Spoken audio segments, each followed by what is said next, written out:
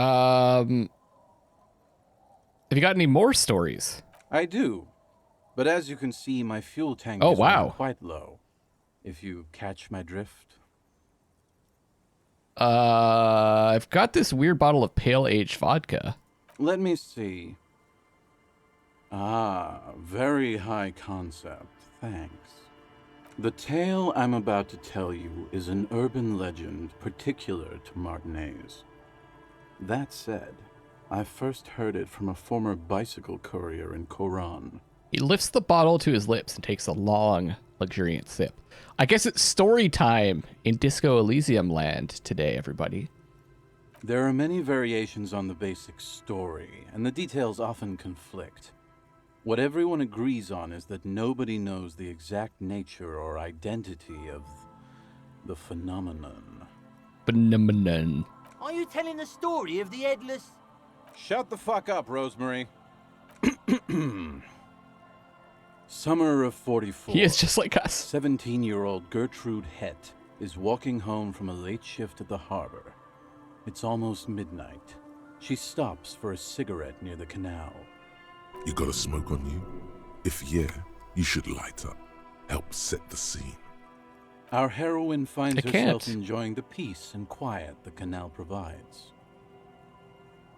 He looks up to the skies as if searching for peace himself.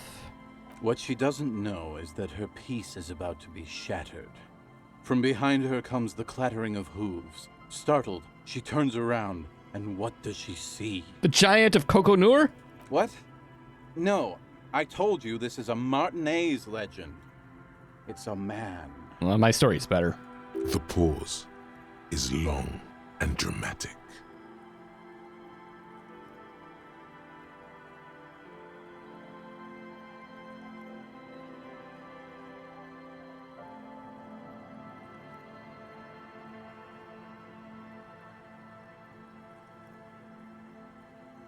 With no head on his shoulders. Wearing a fawn tracksuit. Oh, the tracksuit! Searching for the legendary fawn cap that went missing when he lost his head. Whoa. Woe is right, my friend. Gertrude Het may have been the first to witness the headless fawn rider, but she wasn't the last. Oh no. Tell him about the two feminists by the locks. Fuck, Rosemary, they were dating. No one said they were feminists. Everyone always misremembering this stuff. This wouldn't be the De Ponte Delgado case, would it? What? You know it. I've read the case file. But please, go on. Right. Early autumn of 46. Ula DuPont and Eva Delgado are fishing near the waterlock long after the sun has set. The wind picks up.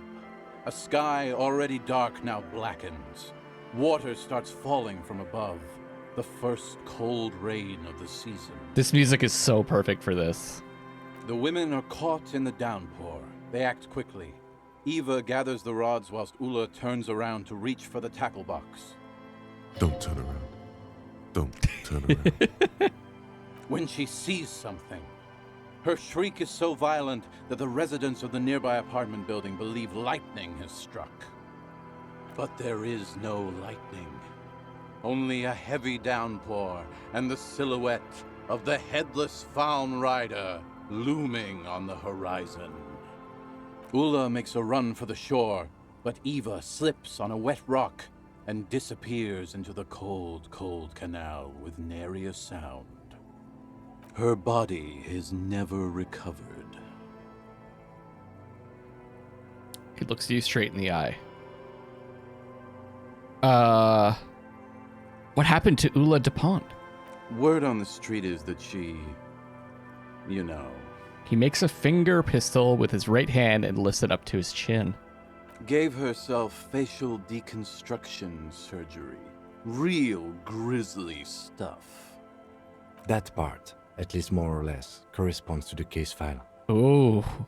See? Told you. The man takes a long, self-satisfied sip. Anyway, that's the story of the headless fawn rider. Pretty crazy, huh? Who was the headless rider before he died? Well, Tequila, that's part of the legend. No one knows for sure. There are a couple of possibilities, though. Some say he was an undercover cop who blew his cover and got beheaded by the vicious gang he had infiltrated. Now he rides, searching for his lost-found cap, plotting revenge. O headless brother, where art thou?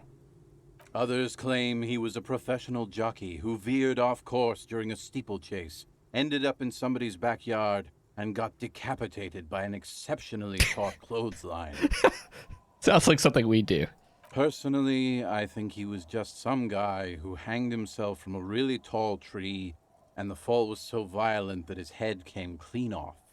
Coincidentally, at that exact moment, a horse happened to pass under him, and his beheaded corpse mounted it, where it remains to this day. But then, no one really knows. For some reason, this does strike you as the most plausible theory of them all. I've got a hunch that it was the undercover cop. I'd want revenge too.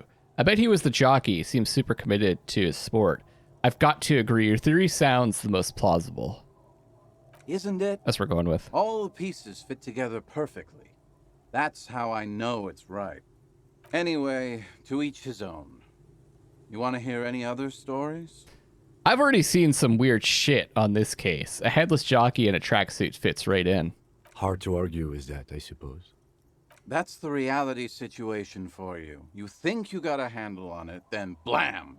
It throws some wild shit at you. Takes a long swig, then smiles. That's why it's critical to stay well hydrated. Oh, that's nothing. I've got an even crazier story. Yeah? Why don't you go eat shit, Tequila? There's no way you know a better one than that. Okay. What about the Col de Mamadaqua? It's a magical self-replicating sound.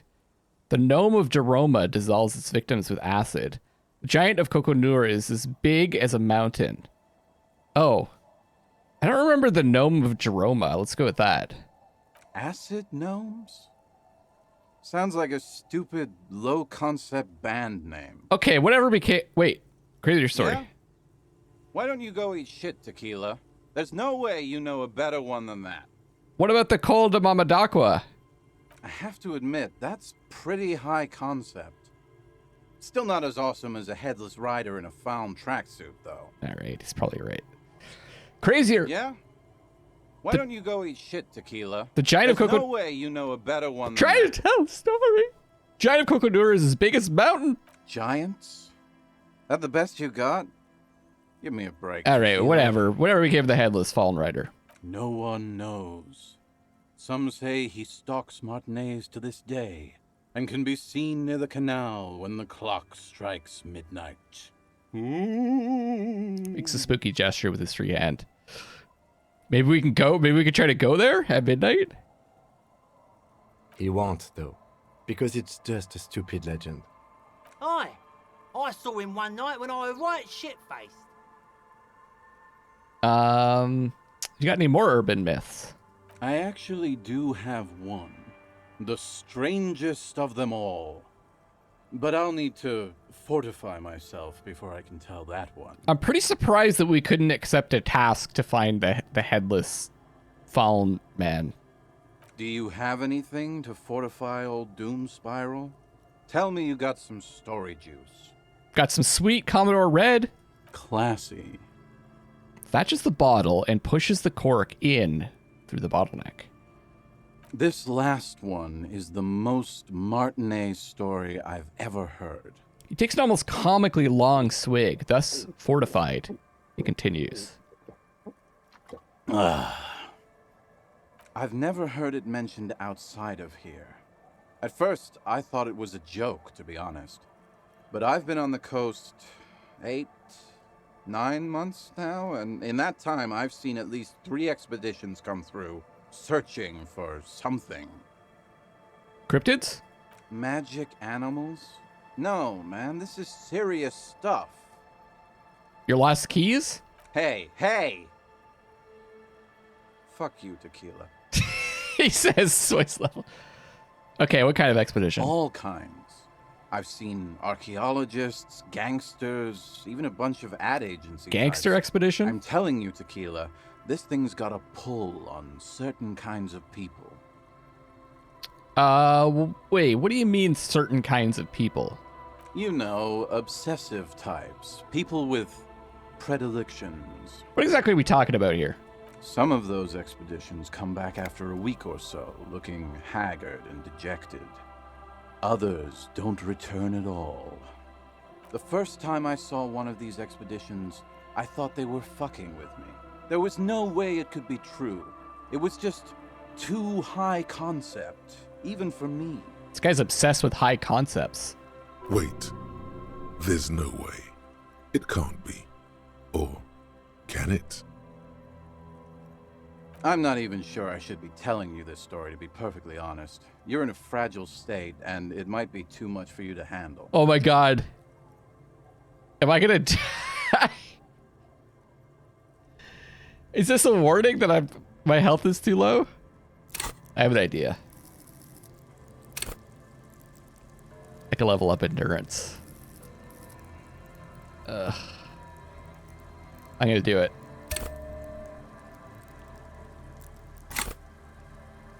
I can handle it. Okay, fine, I'll tell you. But I'm warning you, it's pretty out there.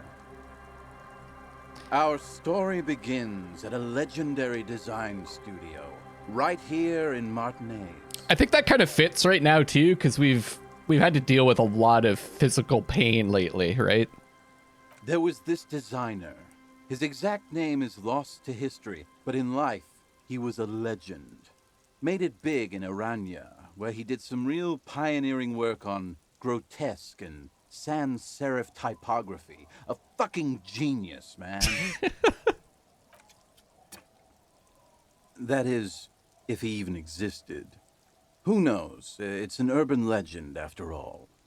He existed, all right. You feel it deep within your basal ganglia. He was as real as you are. Is he talking about that case that we were involved in? What the fuck are you talking about? I'm talking about... Anyway, sometime later he started his own personal studio here in Martinez. And that's when he started working on some really wild stuff. I'm talking some glass-smooth, forward-looking design language, the kind of thing that would totally overthrow the old regime, design-wise. A paradigm-shattering revolutionary? But then something turned. You see, it's widely known that nose candy and pioneer graphic design work go hand in hand. So we know what nose candy is. So what happened to him?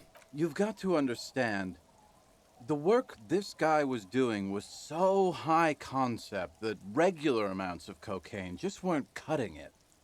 By the end, they were bringing it in by the lorry load. Now, as you might imagine, snorting that much cocaine can't be healthy for a regular human, right? Right. Wrong. Do it all the time. All the time? All day, baby. Hey, Tequila, pay attention.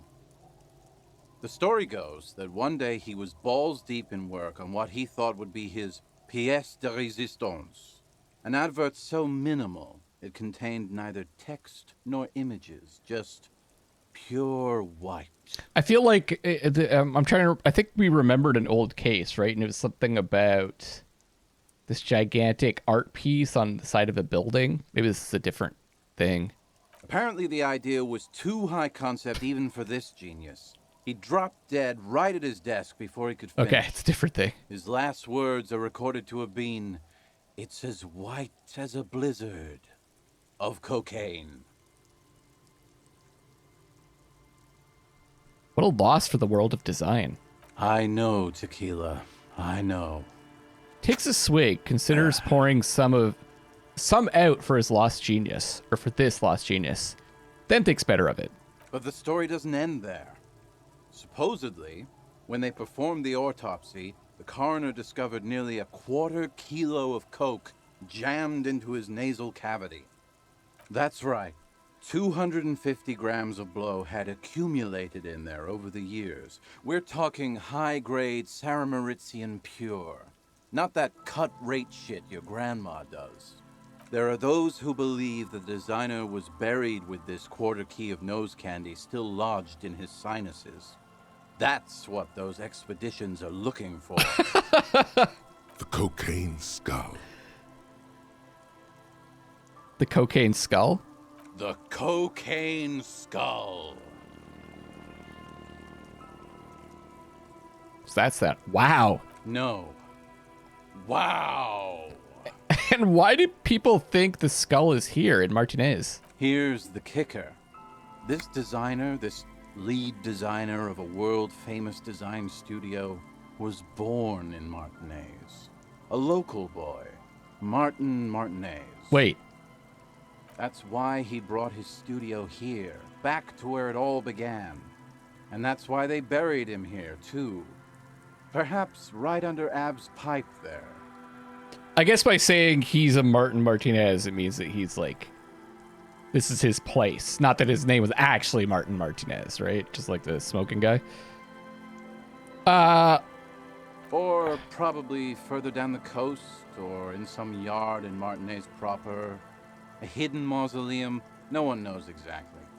No, my grandma always told me his grave lay somewhere on the islets on the bay. This is ludicrous and physically impossible. Sinuses can contain that amount of anything. Now, detective. Always the skeptic. What did these expeditions plan to do with it? Rosemary, you said something about islets. Let's go there. We gotta find this. Don't listen to him or his grandma. He's just making things up. No, my grandma told me. I've heard other people say it too. That it's underwater. Or no, maybe it was the storm sewer. Or maybe it's in the air. Or in an ancient step pyramid offshore. Don't be ridiculous, Kim. In a pyramid?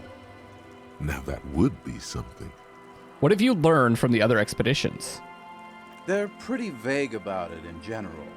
The gangsters like to claim they're looking for the grave of a friend, with picks and shovels. The archaeologists act all official about it, saying they're conducting serious research. Honestly, I think they're not really scientists, just rich. The junkies, for some reason, are pretty upfront about it. They just say they're looking to snort some blow out of a dead man's nasal cavity. Honest men on an honest quest. You should join them. We should. By now, I'd say I know about as much about it as anyone on the coast. Okay, I'm convinced. Let's go find it. Whoa, whoa, whoa. Hold on just a minute. Finding it right now is literally impossible. What? What? Why? For one, the way is blocked by that big lorry that says Delta Logistics Company on the side. Fuck. You definitely have to search the area behind that lorry too. Yet, it is impassable.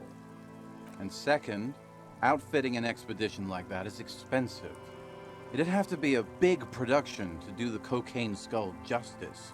You need new gear, people who know what they're doing, all kinds of provisions. I'm a goddamn superstar cop, and I am the law. It's just not feasible within the economic and temporal frame of our current setup. Matter of fact, unless a bunch of money just falls out of the sky, we might never know what's up with that skull. I have to agree. We barely have what we need to solve the case we've got now. We can't afford to run around chasing after quasi-mythical pieces of drug paraphernalia. Exactly what we're gonna do, Kim. Besides, it would look extremely bad for the RCM to be caught up in something that has the word cocaine writ large on it. The PR is tricky on this. We could just call it like the powder skull instead of the cocaine skull. Maybe that's better. Damn, that's too bad. Wait. Maybe there's another way. Maybe up around the coast. Don't give up now. I'm not gonna give up. Yeah, well, that's the reality situation for you. Who knows, though? Maybe someday we'll get our chance. Why do you keep losing all your stuff? Good fucking question, Tequila. If I knew the answer, you think I'd be hanging out on a beach in this formerly premium but now extremely dirty two-piece lycra tracksuit? It's lycra? It was lycra. I used to own my reality situation. My business buddies and I had our own creative services agency. I had a nice apartment, an even nicer piece of ass. But somehow it all got away from me. Now I can't hang on to anything. Just last week I stole this nice new jacket, but then I lost it too. The only things I haven't lost are these two drunks. And your tracksuit, I guess. You of all people should empathize with this. Perhaps this lost jacket is something you could help with? What was the name of your agency? My agency, man. The Boom Boom Room. Our concept was combining high art with the lowest forms of marketing. The color red, breasts, and oil painting. I convinced my partners to reinvest some of our profits in an even more high-concept cultural incubator called Thin Air. The artists were happy, the clients were happy. I was financing a group of poets in East Revachol who were developing a new universal poetic language. But then it all went to shit. Mixing oil painting and breasts to make ads isn't high art, it's just cynical wankery. That's so high concept, I have no idea what it means. Man, mixing high and low, commodifying culture, that's extremely my shit. We're gonna go with this. So high concept, I have no idea what it means. I know. It was fucking awesome. Until I went on a jog, unleashing a cascade of doom that washed it all away. What's up with the tracksuit? What? You've never seen 100% Lycra before? Go on, feel that primo material. Man extends his arm. Touch it! Pretty nice, huh? This might be one of the last of its kind. Should probably be in a museum, honestly. Takes another sip. Good God. Oh my God. It's nearly impossible to describe how dirty this texture is. It's like rubbing two jellyfish skins together. You feel about 15% less human for having touched it.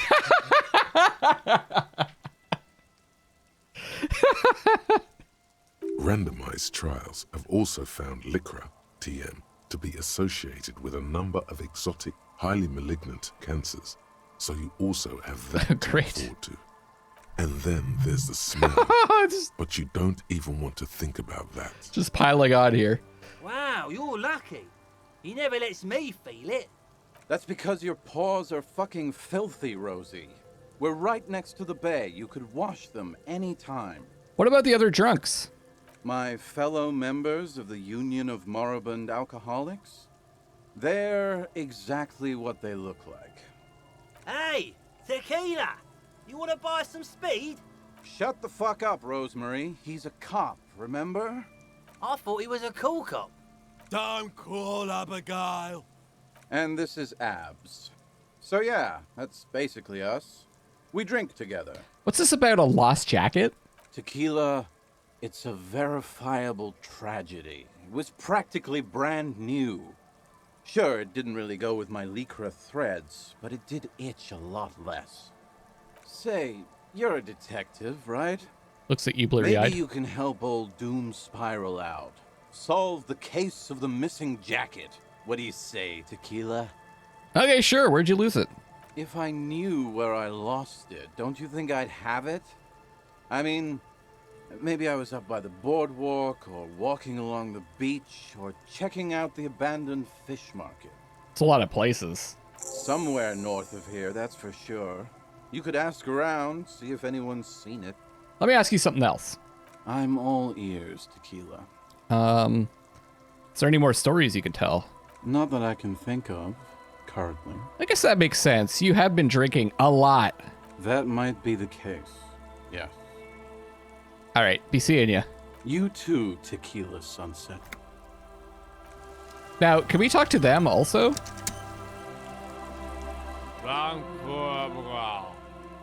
Grumbles an unshaven man with a ruddy nose. He narrows his eyes at you as if in recognition, then turns his head away. The noxious odor emanating from the drunken man is strong and familiar. Don't you call her. Yeah. Don't call Abigail. I'm the law. You really don't have to. Besides, he won't understand you anyway. He won't or he will? I think he said won't, but it says will. Abigail. Oh, Abigail. He mutters while trying to brush something off his extremely dirty trousers. His movements are slow and awkward. Who's Abigail? Uh-huh. Abigail. Don't you fucking call Abigail. He draws out a disgusting snort, then mumbles, waving a finger in your general direction. Abigail is his wife or girlfriend. Chances are she's gone. Calling her wouldn't make it any better or worse. You're not going to get anything out of this guy. He's too drunk. Never thought you'd see such a thing in your life. But this guy's a little too drunk. Where am I? What is this place? The man hiccups, then mumbles something unintelligible. Who are you? What's your name? Don't call Abigail. His eyes move around erratically to look at them hazy and unfocused. All right, well, why shouldn't I call Abigail? He snorts and beckons you to lean in closer. Lean in. Don't call Abigail. Don't call Abigail. His breath smells harsh like a toxic swamp as he whispers to you. He then waves his hand as if shooing you away. Hey, I'm on an important official investigation. I demand you answer my questions. There's no use in yelling at drunks. He's barely holding it together. The drunk man starts coughing a really disgusting, hacking cough. Tell me about your friends. Don't you fucking call her. Hear me? Abigail? He glares at you. His voice trembles with every word, becoming ever weaker. He whimpers in the end. Don't call. So the man stammers. Slowly his head nods off to the side and he passes out, tongue dangling from his mouth. There was little chance he'd be a reliable witness anyway. He was reliable, just not useful. Okay. Ooh. Ooh. Take it all, baby. What about you? Good to see you, friend. Do I have deals set up for you, buddy boy? Spreads his arms as if wanting to embrace you. Good to see you too, friend. So what do you want? I got smokes. They're cheap. Very cheap. I got Pilsner. Great deal. You won't get a better deal on that piss. Spirits I can let go for 300 real. I also have speed. And by speed, I mean amphetamine. See? There it is, Bratushka. The spirit. Let's buy the spirit. 300 real is a lot, but this has to be done. You feel your necktie strangle you with excitement. It's our end game. This is just another stupid drunk idea I'm having that I'm attributing to my necktie. This is the mystery and the truth, and I need to buy that spirit. What if I don't want to listen to my necktie anymore? Snap out of it, Bratan. This is no time for melancholy introspection. It's time to buy that spirit. That's a ridiculous price. It's just another stupid drunk idea I'm having that I'm attributing to my necktie.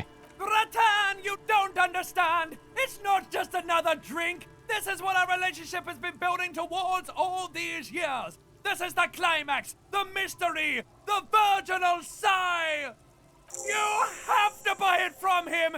Get it off him. Kill him if you have to. Our ultimate fate depends on it. And the fate of many worlds. Jesus. Okay. The lieutenant looks at you, looking at the bottle of spirits, then at Rosemary, suspiciously.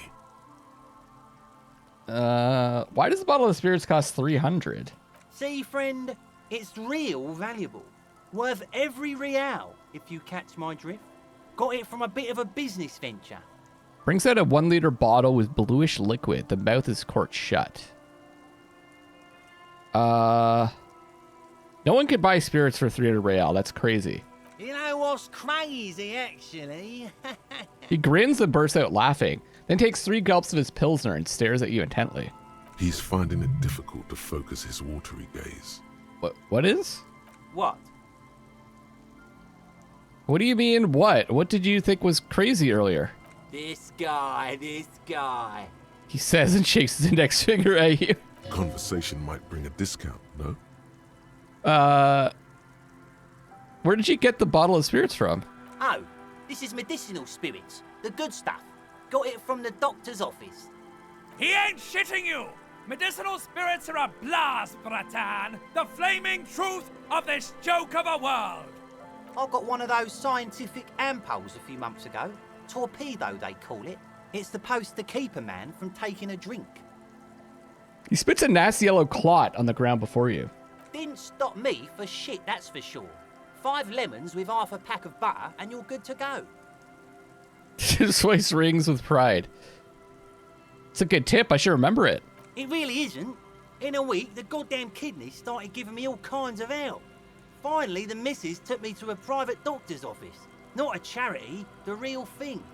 Those arseholes charged me 4 real to remove the damn thing. But I came out on top after all.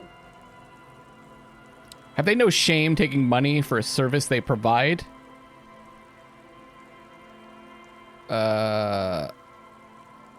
Assholes. But the idiots left me alone in there. Now, I used to teach high school biology. I know what doctors use to preserve dead fingers. Gets an excited gleam in his eyes. Swipe 3 cans of this blue medicinal stuff from the back room. Wait. Threw the snakes out and voila. What's left is this beautiful blue stuff. 98.7% almost pure alcohol. Isn't that formaldehyde? Isn't that... We're gonna die if we drink this. 2 I already sold to these fine gentlemen here. But this last one is yours for 3 real, if you want it. Can I smell it first? Yeah, be careful. It's extremely flammable. One spark and the entire city of Revachol is wiped off the map. Yeah, I doubt it. He uncorks the bottle and holds it under your nose. Feels like someone set a mustard field ablaze right inside your nose, then drenched it in tear gas. Your nose is a singular source of pain, but at the same time, you don't remember the last time you felt so alive. Whoa, wow. Wait. Oh, failed. Oh, no. Did I not tell you, Bratan? I thought I passed This is it. it! This is our party drink! This is what we're having, baby! Please get it for me! Tie vibrates excitedly around your neck again. So, what's the deal, friend? Want the spirits or not? I think it'll prove useful, yes. 3 real and it's yours, friend. The deal of a lifetime. That's... Here's the money for the spirits. Just make sure to enjoy that one, friend. 300? 3? Thank you. Bratan, I am so proud! Now, whatever you do, don't drink it! This deserves so much more than just regular oral consumption! The tie is so on the money there. Up the bum it goes.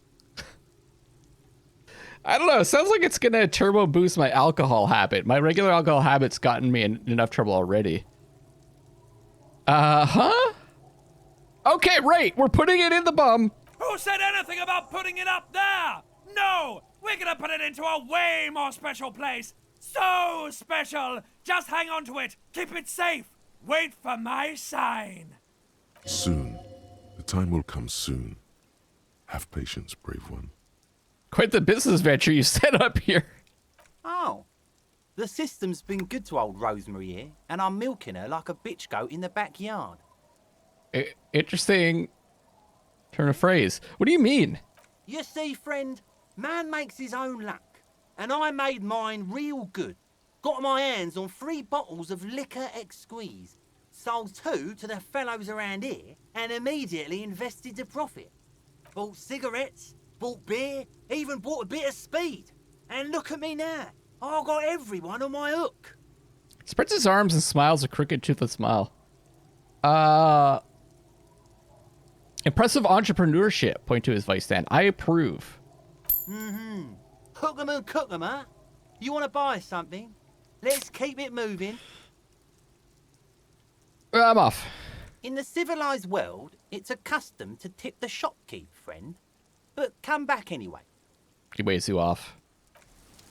Well, that was quite an exciting encounter. Blue medicinal spirit. Hey, we could turn a profit if we sold it. The liquid has an unearthly blue tint. The kind that might or might not, but definitely does glow in the dark. This is 98.7% pure alcohol. Keep it away from an open flame. I guess that formaldehyde is alcohol, but I'm not sure. Spirit is eternal. Hold on to the spirits and wait for the signal. The jacket. Okay. Well, let's keep looking around.